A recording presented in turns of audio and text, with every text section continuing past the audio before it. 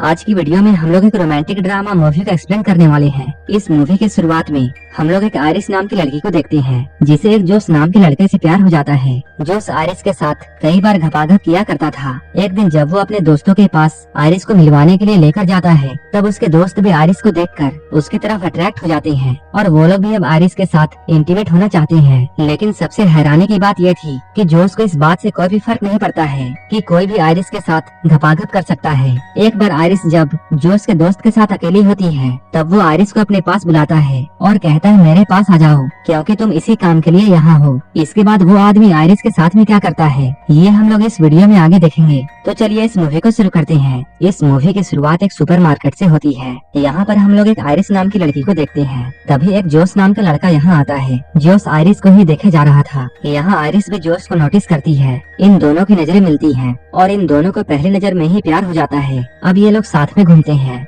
जोश आयरिस को अपने दोस्तों से मिलाने के लिए लेकर जाता है। यहाँ आयरिस उससे बोलती है तुम्हारी दोस्त कैट मुझे बिल्कुल भी पसंद नहीं करती है। जोश कहता है कैट ऐसे ही है इसलिए तुम उसकी बातों का बुरा मत मानो। इसके बाद ये लोग अंदर जाकर कैट से मिलते हैं। यहाँ इनके दोस्त पैट्रिक और इलाई भी आए हुए थे। ये सभी लोग अभी जिस घर में थे ये घर सर्गे का है। वैसे तो सर्गे कैट का बॉयफ्रेंड था लेकिन आयरिस को देखने के बाद अब उसकी निगाहें आयरिस पर पड़ जाती हैं। आयरिस और जोश काफी लंबे सफर से आए थे इसलिए आयरिस ऊपर जाकर शावर लेती है। इसके बाद जब ये सभी लोग बैठे हुए थे तभी पैट्रिक अपनी और इलाई की कहानी सुनाता है कि वो लोग एक दूसरे से कैसे मिले और उन्हें भी पहली नजर में ही प्यार हो गया था। उनकी कहानी को सुनने के बाद आयरिस कहती है मेरी भी कहानी कुछ इसी तरह है। आयरिस जब अपनी बातों को बोल रही थी तभी वो नोटिस करती है उनका कोई भी दोस्त उसकी बातों पर ध्यान नहीं दे रहा था। यहीं पर हम लोग सर्गे के बारे में जानते हैं। सर्गे कई सारे इलीगल काम भी करता है। यहाँ पर कैट आयरिस से ये कहती है सर्गे के पास सब कुछ है और उसकी तो एक सुंदर बीबी भी है। मैं तो बस उसके टाइम पास हूँ। उसका जब भी मूड बनता है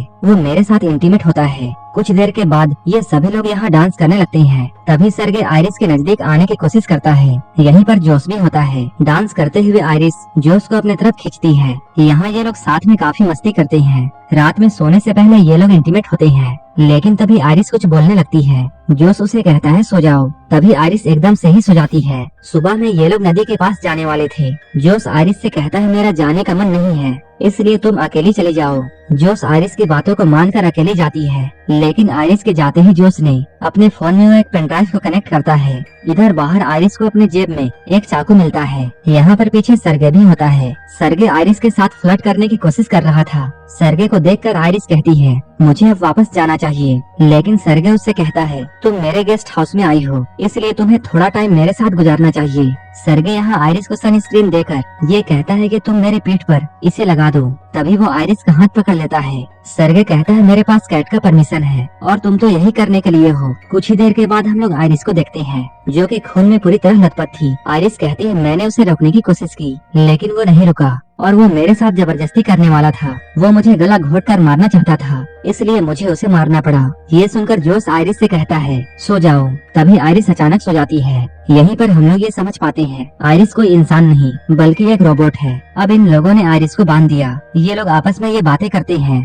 हम लोग पुलिस को साफ साफ कह देंगे कि सर्गे के साथ सारा कुछ इसने किया है। यहाँ पर जोश इलाई से कहता है तुम बाहर जाकर पुलिस को फोन करो और मैं आयरिस को लास्ट बार गुड बाय कहना चाहता हूँ। इसके बाद वो आयरिस को ऑन करता है। ऑन होते ही आयरिस पूछती है तुमने मुझे बांध कर क्यों रखा है और मेरे साथ ये सब क्या हो रहा है। जोश यहाँ आयरिस को सब कुछ सच बताता है। वो कहता है तुम एक रोबोट हो और मैंने तुम्हें अपने लिए खरीदा था। तुम्हारी सारी की सारी फीलिंग्स बस प्रोग्रामिंग है। यहाँ पर जोश उसे अपने फोन से कंट्रोल करके उसे बताने की कोशिश करता है कि तुम सच में एक रोबोट हो लेकिन आयरिस उसकी बातों पर विश्वास नहीं करती है। वो कहती है मुझे मेरी पूरी जिंदगी याद है। जोश कहता है वो सब भी आर्टिफिशियल झूठ है और न ही हम लोग किसी सुपरमार्केट में मिले थे बल्कि तुम्हें तो मेरे घर में डिलीवर किया गया था। अब हम लोग उस वक्त को देखते हैं जब आयरिस जोश को दी जा रही थी। कंपनी वाले जोश से ये कहे थे कि ये रोबोट बिल्कुल सेफ है। ये कभी भी किसी इंसान या फिर किसी जानवर को हर्ट नहीं कर सकती है और न ही ये कभी आपसे झूठ बोलेगी। यहाँ तक कि आप इसे अपने तरीके से कस्टमाइज भी कर सकते हैं। आप इसके साथ जो भी कुछ करना चाहिए वो सब कुछ आप कर सकते हैं और जब भी आप इसे रिसेट करना चाहिए तब इसके कान के पीछे अपना थंब स्कैन कर देना होगा। इसके बाद जोश आयरिस के सामने बैठकर उसके अंदर लव वाला फीलिंग डेवलप करने लगता है जिससे आयरिस को ऐसा लगता है जोश उसका बॉयफ्रेंड है और अब वो जोश को अपना सब कुछ मानती है। वो उसके साथ कई बार इंटीमेट भी होता है, लेकिन अब जोश ने आयरिस को सब कुछ बता दिया था। वो कहता है तुम्हारी सारी फीलिंग्स प्रोग्रामिंग है। ये सुनकर आयरिस रोने लगती है। आयरिस कहती है मैंने मान लिया कि मैं एक रोबोट हूँ, लेकिन फिर भी मैं तुमसे प्यार करती हूँ और मैं तुम्हारे साथ रहना चाहती हूँ। लेकिन तभी वहाँ पर कैट आती है। कैट जोश से कहती है इसे बंद करो, लेकिन जोश आयरिस को बंद करने के बजाय कैट से बातें करने लगता है। कैट कहती है ये हमारा प्लान नहीं था, तुमने उसे दोबारा ऑन क्यों किया? जोश कहता है मैं बस लास्ट बार उसे गुड बाय कहना चाहता था। यहीं पर हम लोग ये जानते हैं ये सारा का सारा कुछ जोश और कैट का प्लान था। इन दोनों ने मिलकर आयरिस के सेटिंग के साथ छेड़छाड़ की थी ताकि वो सरगे को मार दे। लेकिन इधर आयरिस पास में पड़े हुए चाकू की तरफ बढ़ती है। जब जोश उसे बंद करने के लिए उसके पास में आता है, तब आयरिस उसे जोर से एक मुक्का मारती है। कैट ये सब देखते रह जाती है। इसके बाद आयरिस जोश का फोन लेकर यहाँ से निकल जाती है। अब जोश ये सारी बातें इलाई को बताता है। वो कहता है मैंने ही आयरिस के सेटिंग के साथ में छेड़छाड़ की थी ताकि वो सरगे को मार दे और उसका सारा का सारा पैसा हमारा हो जाए। इसके बाद ये लोग इस पैसे में एक हिस्सा इलाई को भी देने की बातें करते हैं। इलाई कहता है तब तो एक हिस्सा पैट्रिक का भी होना चाहिए। जोश कहता है पैट्रिक का कैसे? यहीं पर हम लोगों के सामने एक और बड़ा खुलासा होता है कि पैट्रिक भी एक रोबोट है। ये लोग बातें करते हुए पैसों का 3 हिस्से करने के लिए मान जाते हैं, लेकिन पुलिस के आने से पहले उन्हें आयरिस को ढूंढना था ताकि वो लोग उसके सेटिंग्स को पहले की तरह कर दे और पुलिस को उन पर शक ना हो। इधर आयरिस जोश का फोन लेकर आई थी और वो जोश के फोन को खोलकर अपनी सेटिंग्स खुद से ही चेंज कर लेती है और वो अपने इंटेलिजेंस को 100% कर देती है। इसके बाद वो ये सोचती है कि अब वो इस जंगल से कैसे निकले। अगर आयरिस चुपचाप जोश के कार तक जाती है, तब वो जोश के फोन को यूज करके उसके गाड़ी को खोल सकती है और आराम से यहाँ से निकल सकती है। लेकिन तभी यहाँ पर इलाई और पैट्रिक आ गए। लेकिन यहाँ पर हम लोग ये जानते हैं कि पैट्रिक को पहले से ये पता था कि वो एक रोबोट है। उसने ये बात अपने आप ही जान लिया था। पैट्रिक कहता है ये बात जानने के बाद भी मैं तुमसे उतना ही प्यार करता हूँ और तुम्हारी और मेरी पहली बार मिलने की जो मेमोरी है वो मेरे लिए बिल्कुल सच है। इलाई कहता है हाँ मैं भी तुमसे बहुत प्यार करता हूँ। लेकिन तभी जोश का फोन बजता है। इलाई ये समझ जाता है कि आयरिस यही है। आयरिस यहाँ से भागने की कोशिश करती है, लेकिन वो दोनों टकराकर गिर जाते हैं। ये लोग गन को लेने के लिए फाइट करते हैं, लेकिन इसी बीच इलाई को गोली लग जाती है। अब आयरिस फिर से भागती है और वो जल्दी से जाकर जोश के कार में बैठ जाती है, लेकिन ये कार बिना जोश के वॉइस कमांड के ऑन नहीं हो सकती है।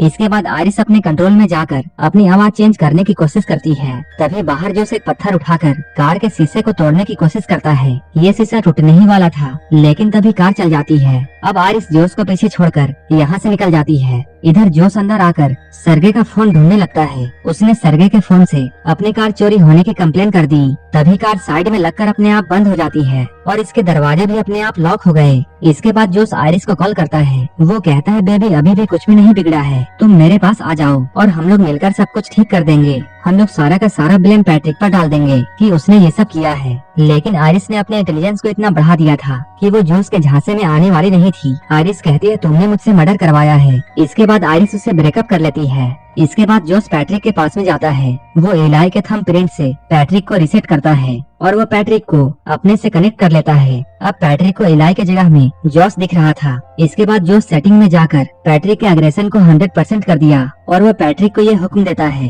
कि तुम जाकर आयरिस को ढूंढो। इधर आयरिस कार के शीशे को तोड़कर बाहर निकल रही थी, लेकिन तभी यहाँ पुलिस आ जाती है। इसके बाद आयरिस जल्दी से अपनी लैंग्वेज चेंज करती है ताकि पुलिस वाला उसकी बातों को नहीं समझ पाए। उसने ऐसा इसलिए किया था क्योंकि आयरिस के साथ कुछ भी हो जाए वो झूठ नहीं बोल सकती थी। इसके बाद वो जर्मन लैंग्वेज में पुलिस को सब कुछ बताती है, लेकिन इस पुलिस वाले को कुछ भी समझ में नहीं आता है। लेकिन वो पुलिस वाला कार में पड़े हुए चाकू को देख लेता है। इसके बाद वो आयरिस को हथकड़ी पहनाता है, लेकिन उसी वक्त पैट्रिक यहाँ आता है। क्योंकि पैट्रिक का एग्रेशन 100% था, इसलिए वो यहाँ पर पुलिस वाले को जान से मार देता है। इसके बाद उसने जोश के फोन से आयरिस को भी बंद कर दिया। इधर कैट घर के बाहर में एक पुलिस की कार को आते हुए देखती है, जिसमें से पैट्रिक निकलता है और इस पुलिस वाले की डेड बॉडी डिक्की में पड़ी हुई थी। कैट ये सब देखकर बहुत डर जाती है और यहाँ से भागने लगती है। जोश पैट्रिक से कहता है उसे रोको। पैट्रिक ने कैट को भी जान से मारकर उसे जाने से रोक दिया। ये सब पैट्रिक के बढ़े हुए एग्रेशन के वजह से हो रहा था। इसके बाद हम लोग जोश को देखते हैं, जो कि आयरिस के साथ में टेबल में बैठकर उसके साथ खाना खा रहा था। उसने आयरिस को ऑन किया था।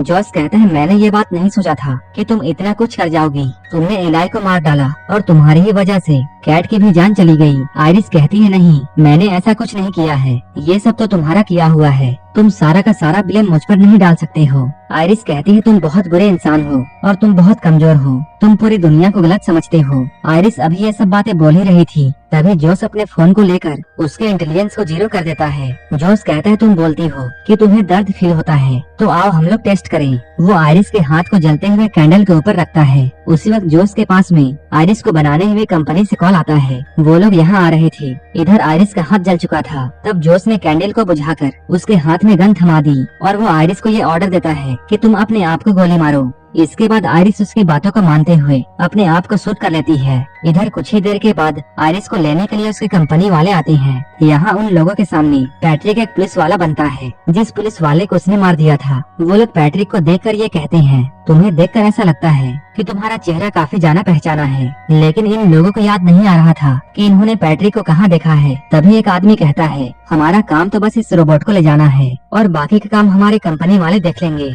लेकिन आयरिस के साथ में जो भी कुछ हुआ था उन सभी की रिकॉर्डिंग आयरिस की मेमोरी में होती है और वो मेमोरी कार्ड उसके पेट के एरिया के पास में होती है, जो कि अभी भी बिल्कुल सेफ थी। जोस ये बात जानकर बिल्कुल डर जाता है। कंपनी वालों का भी ये अंदाजा था कि पक्का जोस ने ही आयरिस के साथ में गलत किया होगा और उसी ने इसके सेटिंग के साथ में छेड़छाड़ की है, क्योंकि उनका बनाया हुआ रोबोट इतना कुछ नहीं करता है। लेकिन तभी पैट्रिक इन लोगों के सामने आ जाता है। पैट्रिक इनमें से एक आदमी को मार देता है, लेकिन दूसरा आदमी पैट्रिक से बचकर भागता है। वहीं इधर अंदर इन लोगों के भवन में आयरिस रिबूट हो चुकी थी। इधर बाहर पैट्रिक ने उस लड़के को पकड़ लिया था, लेकिन आयरिस यहाँ आकर पैट्रिक को हर्ट नहीं कर पाती है, क्योंकि उसकी सेटिंग्स रिबूट हो चुकी थी। तभी आयरिस कहती है, पैट्रिक जोस तुमसे प्यार नहीं करता है, वो तो बस तुम्हारा इस्तेमाल कर रहा है। यहाँ पर आयरिस पैट्रिक के सामने वही लाइन्स बोलती है जो कि पैट्रिक ने इलाई को बोली थी। वो कहती है, याद करो तुम इलाई को प्यार करते हो, ना कि जोस को। आयरिस कहती है, पैट्रिक तुम जानते हो हम लोग झूठ नहीं बोल सकते हैं। आयरिस की सारी बातों को सुनकर पैट्रिक को इलाई याद आ जाता है। इसके बाद वो अपने आप को खत्म कर लेता है। इसके बाद आयरिस इस लड़के से एक हेल्प मांगती है। वहीं इधर अंदर हम लोग जोस को देखते हैं। यहाँ सारे के सारे पैसों को लेकर जोस यहाँ से भागने वाला था, लेकिन तभी उसे अपने दोस्तों की आवाजें आने लगती हैं। ये सभी आवाजें आयरिस निकाल रही थी, क्योंकि उस लड़के ने आयरिस के सेटिंग के साथ छेड़छाड़ करके उसे सभी चीजों का फुल एक्सेस दे दिया था। अब जोस का फोन भी आयरिस को रोक नहीं सकता है, लेकिन अभी भी आयरिस जोस को हर्ट नहीं कर सकती थी, क्योंकि वो उससे अभी भी प्यार करती है। इसी चीज का फायदा जोस उठाता है और वो आयरिस को बहुत मारता है। वो इस बार आयरिस के पेट में गोली मारेगा ताकि उसकी सारी की सारी मेमोरी चली जाए और वो हमेशा के लिए मर जाए। लेकिन अपने आप को बचाने के लिए आयरिस उस पर हमला कर देती है और इस हमले में जोस मारा जाता है। अब आयरिस अपने रोबोट होने के सच को एक्सेप्ट कर लेती है और यहीं पर ये मूवी खत्म हो जाती है।